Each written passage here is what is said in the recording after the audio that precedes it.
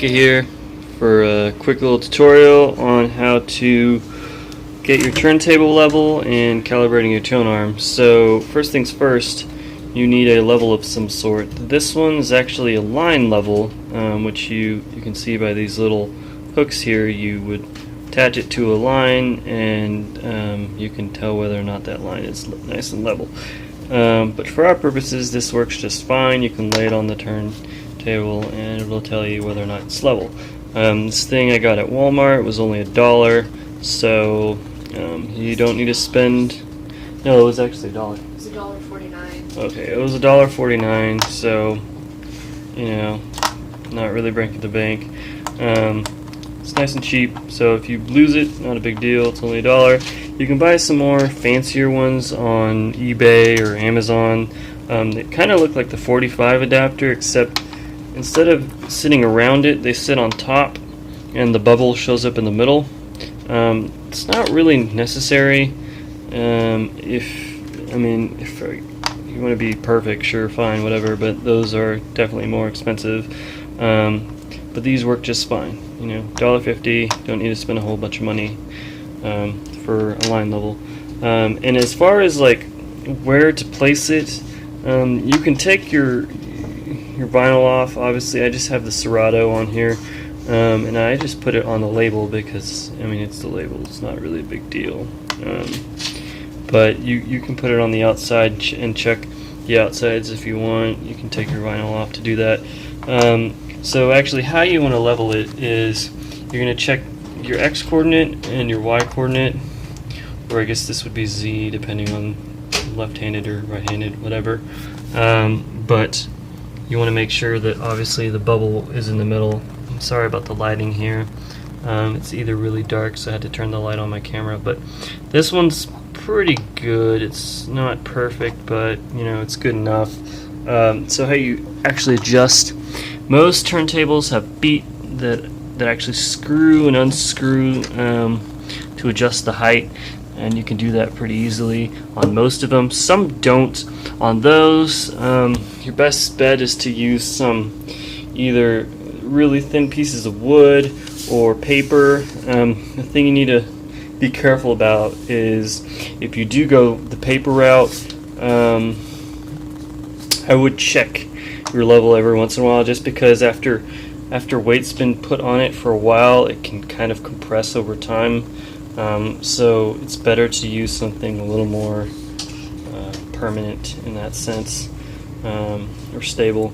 I can kind of show you just how off my table itself is, just so you know, like even though your table may look level, it doesn't necessarily mean that it is at all. So it's kind of just shy outside the axis there.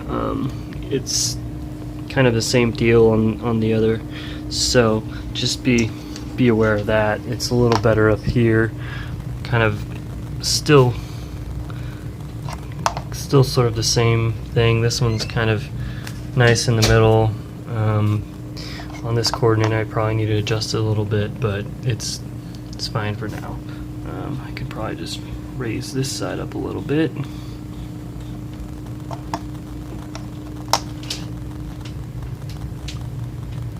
Whatever, I'll deal with that later. So we'll move on to the next thing, which is calibrating your tone arms.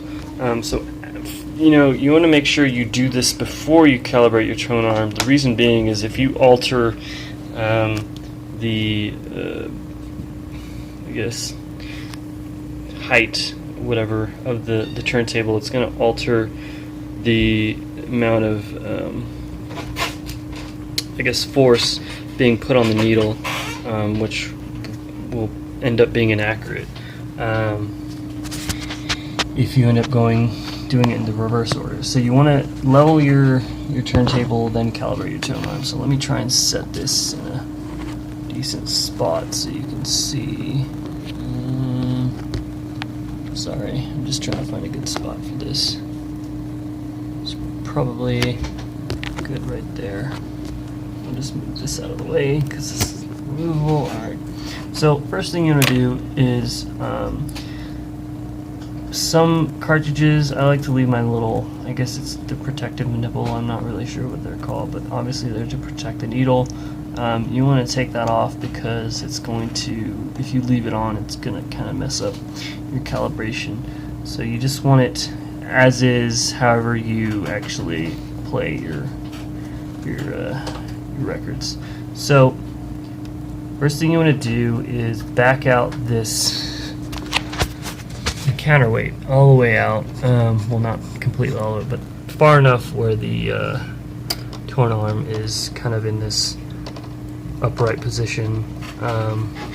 So once you do that, you can see mine's kind of a little ridiculous as far as that goes, but after you do that, you're going to want to mess with the counterweight until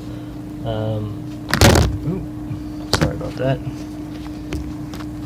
Fix that up real quick.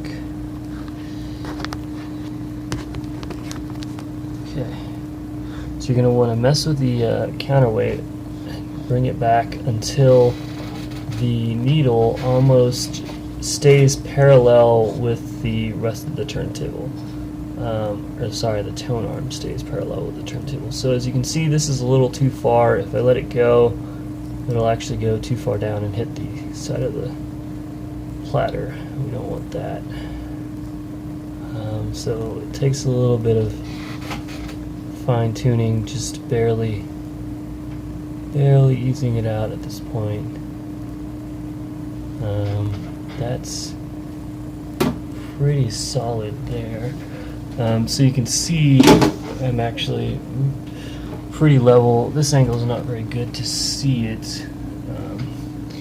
Let me just kind of touch it just a little bit. Not a bit too much, actually.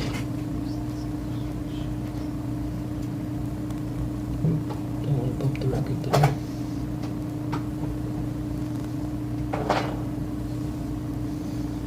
Here, I'll bring it, give you a better angle.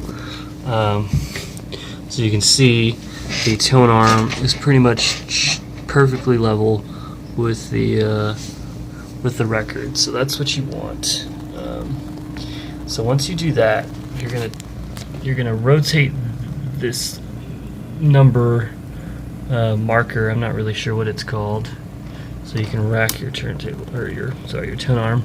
You're going to turn this to 0 like I've done here, and my cartridge are the Shure white labels, and they come in this little package, and most actually have a specification on the amount of force to put on the needle. Mine is actually 3.5 grams, I think is the high end, so I usually dial mine to 3 or 3.5. Obviously you don't need a max them out, but you know, that's however you want to do. Just make sure they're within that range that's specified in the manual. So that's pretty much it on how to level and calibrate your tone arms. Thanks.